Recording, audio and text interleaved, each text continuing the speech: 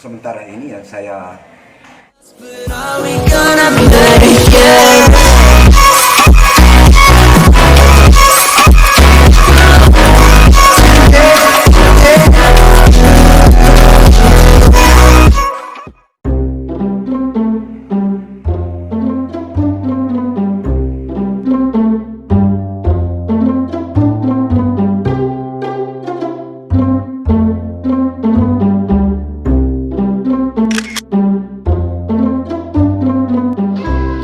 Assalamualaikum warahmatullahi wabarakatuh, sobat-sobatku yang ada di luar sana, saudara-saudaraku netizen yang ada di luar sana. Hari ini saya mau bincang-bincang santai dulu bersama Kepala Sekolah SD Baraya 2. Jadi saat ini saya di Kecamatan Bontoala, guys. Salam Corona Pak Kepsek. salam.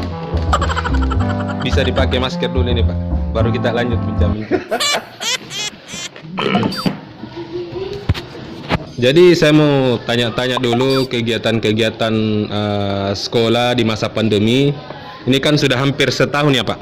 Hampir sudah bulan tahunnya, bulan ini.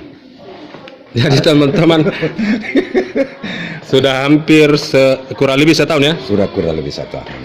Jadi pas Maret ini stop semua pembelajaran tatap muka di stopkan. Makanya itu diberikan kita sebagai guru dan kepala sekolah itu untuk mengelola pendidikan ini, pembelajaran ini lewat daring dan luring. Yang mana dalam hal ini yang daring itu adalah para orang tua atau siswa yang sudah memiliki yang namanya HP Android, yang tidak memiliki HP itu lewat luring dengan cara orang tua atau anaknya datang secara bergantian bertemu dengan gurunya, tetapi dengan catatan digilir, tidak boleh ada yang bersamaan orang tua yang datang atau siswa yang bersamaan hadir di sekolah, karena ini tuh untuk menghindari yang namanya penyebaran COVID-19 itu. Pak, ini kan kemarin saya juga buat konten video di salah satu sekolah di Kecamatan Talo, SD Negeri Baruangin. Pak, kalau di sekolah ini kegiatan sehari-hari selama pandemi COVID ini hampir kurang lebih 1 tahun lebih ini, apa sih yang dilakukan di sekolah ini saat ini? Yang kita lakukan yaitu tetap berjalan yang namanya pembelajaran, dengan catatan ini guru yang ada setiap harinya itu piket. Jadi piket itu ada 4 atau biasa juga hanya 3 yang berdasarkan jumlah siswa ya orang tua siswa yang mau dihadirkan. Umpamanya kalau kebetulan gurunya guru kelas 4 yang piket pada hari itu dan 5, berarti itu dia memberikan materinya khusus kelas 4 dengan kelas 5, jadi tidak pernah ada bersamaan dan kerumunan di sekolah. Tapi khusus orang tua siswa yang tidak memiliki yang namanya HP Android gitu. Saya masuk saat pertama kali Pak, saya lihat ada semacam tempat penampungan air. Itu apa cuci tangan atau apa sih Pak? Itu adalah tempat untuk cuci tangan. Siapa yang datang itu harus cuci tangan sebelum beraktivitas bersama dengan guru-guru yang piket pada hari itu. Seperti itu. Jadi cuci tangan, kalau bahasa yang perintah menurut protokoler kesehatan itu 3M barangkali, tapi sekarang mungkin harus dirubah lagi menjadi 5MK atau jadi itu tujuannya itu. Jadi teman-teman, kalau saya lihat kondisi sekolah saat ini memang agak sunyi, tapi kan namanya kita ikuti himbauan pemerintah, jaga jarak, protokol kesehatan, kemudian tetap jaga imun tubuh. Pak, yang tertarik ini Pak, saya masuk tadi ini saya pikirnya Bapak ini security, tapi ternyata Bapak kepala sekolah. Bisa diceritakan sejak kapan sih Bapak jadi PNS ini Pak?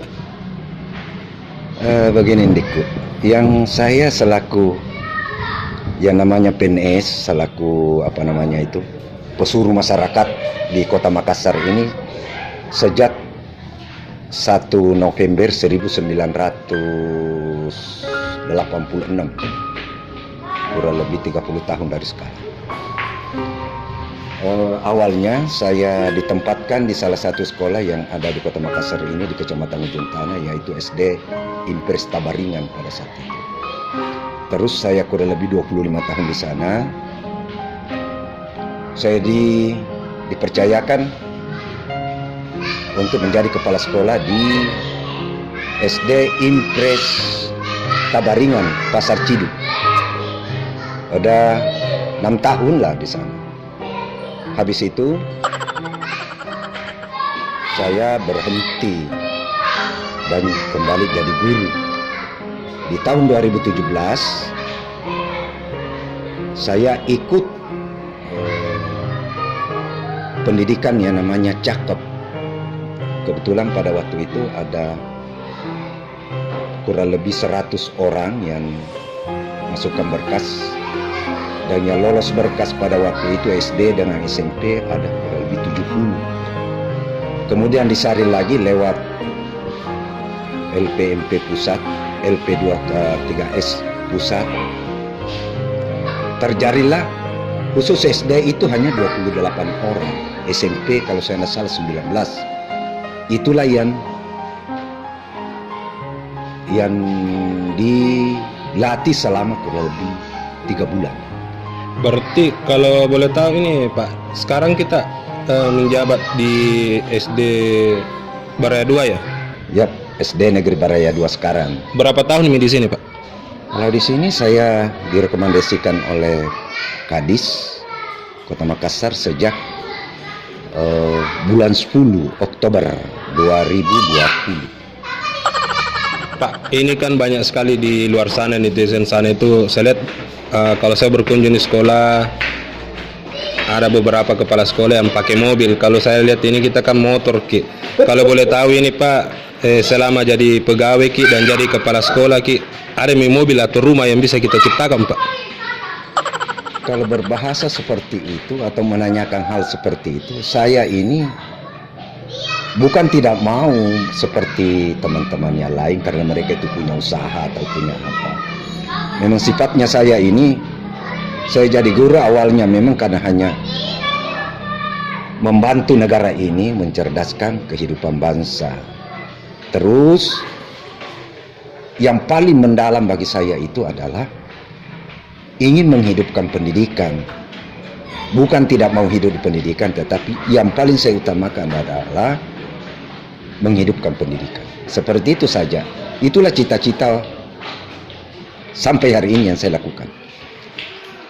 Ini kan masa pandemi Pak. Kira-kira apa yang harus kita benahi dan lakukan supaya pendidikan itu atau siswa itu tidak terputus dengan pelajaran? Ini kan ada daring juga, luar jaringan, dalam jaringan. Apa yang harus kita, langkah-langkah apa yang harus kita lakukan untuk membenahi pendidikan ini Pak? Soal ini yang paling bagus barangkali kalau seandainya pemerintah dalam ini Kementerian Pendidikan, karena memang sudah ada itu prasarananya, sarananya. Dalam hal ini sarananya seperti kalau yang bagusnya itu HP yang diturunkan ke sekolah-sekolah, minimal ya nggak usahlah sejumlah siswa. Habis itu kan sudah ada pemerintah ini luncurkan itu dana kuota pendidikan. Kuota pendidikan inilah sebahagian ini sudah digunakan. Jadi inilah indahnya pemerintah sekarang ini, baiknya. Kemudian yang kurang ini masalah sarananya dalam hal ini HP itu Android, karena tidak semua orang tua murid kita ini yang ada di Kota Makassar ini mampu memiliki itu.